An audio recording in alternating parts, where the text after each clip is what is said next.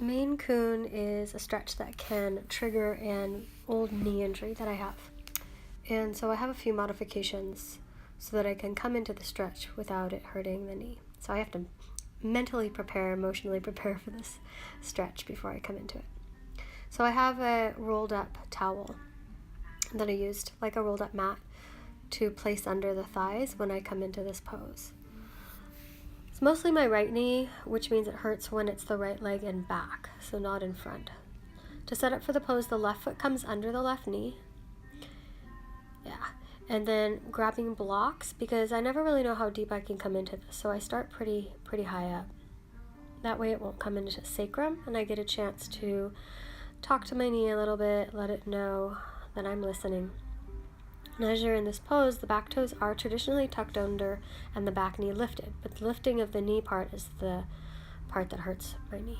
So I keep a roll right under the quad.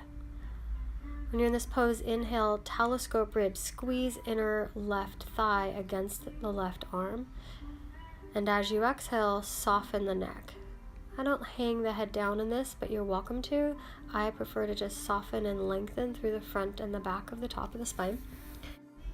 And after a couple breaths, I may lift the back knee and see how it's feeling. Maybe I can take a breath or two there. To come out of the pose, you can do a down dog in between or just switch to second side. And I'll usually do the same thing on the other side. Even though the left knee doesn't need the support, I'll just come into a more symmetrical version. But you'll see that I can come down much lower because of the knee feeling safer. And so I'll still start pretty high, hands on blocks about shoulder distance apart, squeezing inner right thigh against right arm. Inhale, telescope ribs.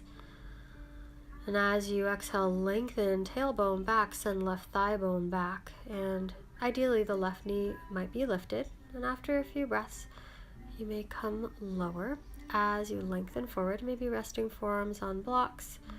Maybe if you're more open, resting them down on the floor, but keeping the inner right thigh pressing against the right arm. So taking a few deep breaths here. Maybe you can feel the depth of the breath get into psoas, opening left thigh bone away from left hip. It's pretty active with that squeeze of the right leg the entire time. Very active. All the toes are lifted on the front foot.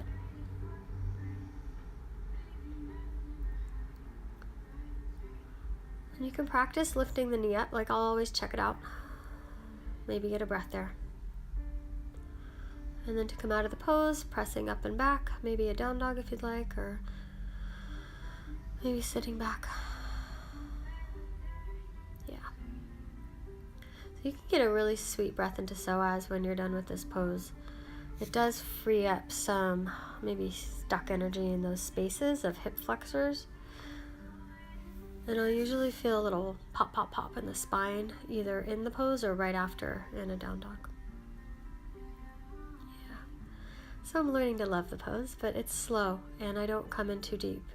Go slow. And the body will tell you how deep and how slow to go. Maine Coon. Meow.